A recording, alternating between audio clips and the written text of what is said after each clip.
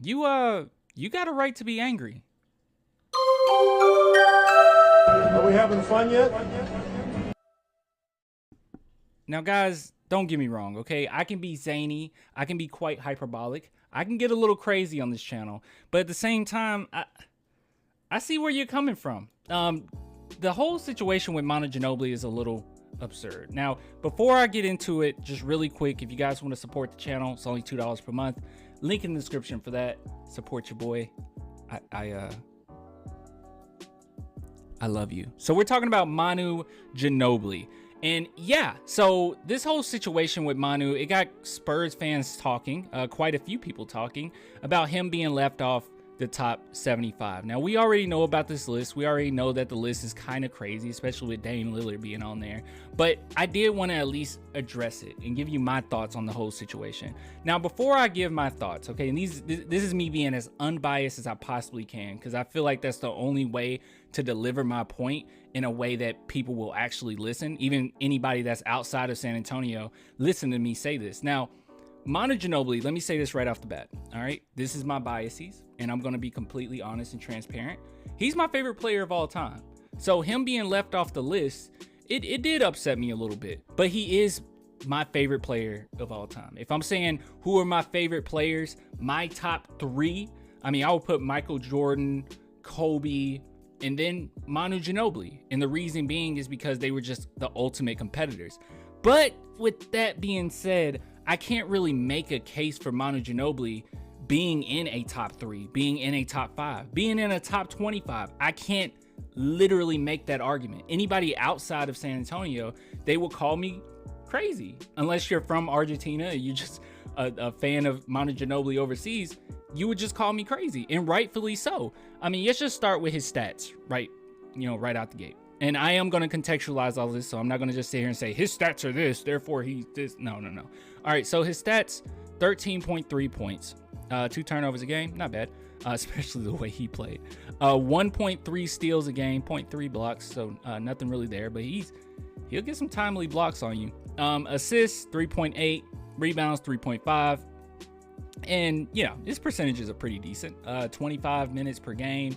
Yeah, played a bunch of games, obviously the championships, and that's great. And, you know, if people talking about accolades, they're definitely going to talk about him winning in the Olympics. And that is a great accolade, but I don't know if they count it as far as the NBA top 75. Now, I do have a problem with the 75, and I'm going to be real with you.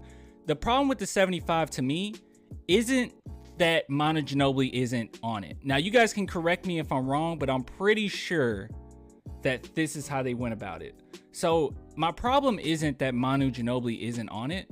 My problem is that they took players from the 40s, from the 50s, from the 60s. They took players from 25 years ago where they made the initial top 50, and they just added all those 50 to this list. And the problem with that is that now you're stuck from like the 90s to now, and you have to pick the top 25 players from the 90s to now. Now, me being unbiased with this, is Manu Ginobili a top 25 player since the 90s? Probably not. And that's not me like knocking on him. Obviously, he's my favorite player of all time, but probably not. So the bigger issue with this top 75, I don't think is necessarily that Manu was just completely just left off of it.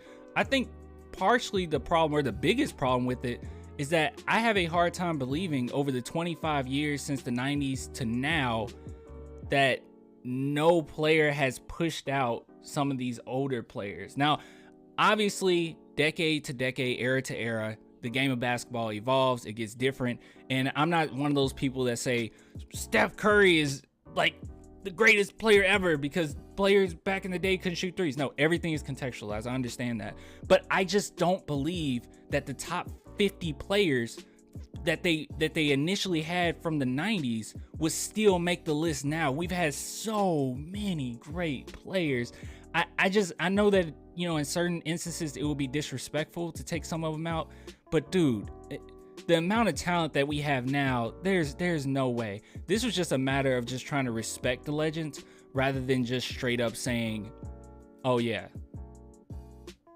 Yeah, they're definitely better. I don't get it, because the fact of the matter is, while I love me some Ray Allen, okay, Ray Allen is a great player. I don't know if he was better than Manu.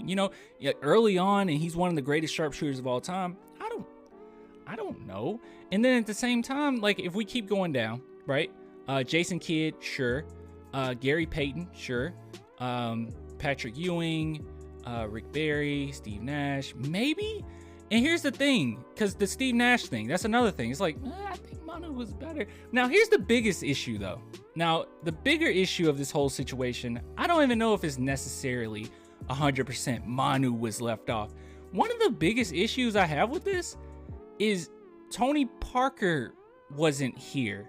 And I'm sorry, but Tony Parker, you can make a legitimate argument that Tony Parker is better than Manu Ginobili. Like, just career-wise, accolade-wise, he should be considered better than Manu Ginobili. Like, some of these guys, sure. Dwayne Wade, was he better than Manu? Sure, yeah, I guess, yeah.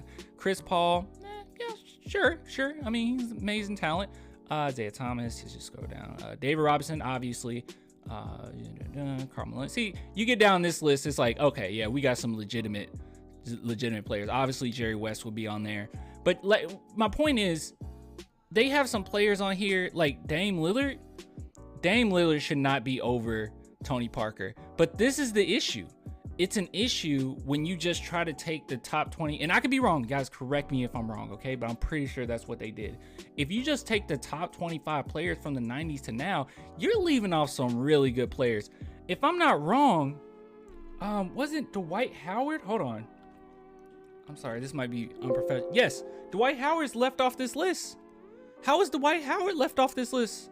Dwight Howard deserves to be over Dame, and we start picking and choosing like all these modern players. Anthony Davis, like, everyone would say, obviously Anthony Davis should not be over there over certain players, but that's what they were going off of. They're going off of the top 25 players since the 90s, and that's not fair at all. You just have a really hard time, or I have a really hard time believing some of these players are over, especially the older generation will be necessarily better than, a lot of players now. I would also look at it this way. Even if you're looking at some of the older players from the 40s, 50s, while they've had an impact, I think Dave Cohen should be on there. Cohen should be on there.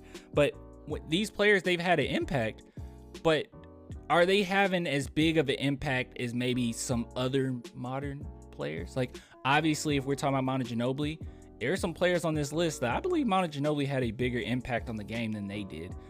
But look, statistic-wise, I get it. And one last thing I want to say about Manu, because I think this should be said.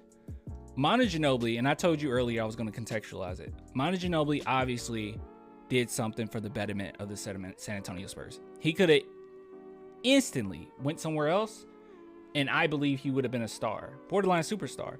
And then I believe on another team, maybe they would put him on this list. Maybe he would have been able to shine big enough, in other people's eyes, where he would be on this list.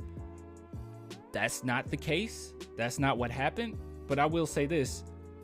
Manu Ginobili, he made that sacrifice.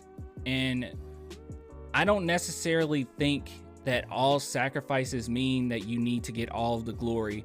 Now, this list is already bogus anyways, so I don't think Manu really cares.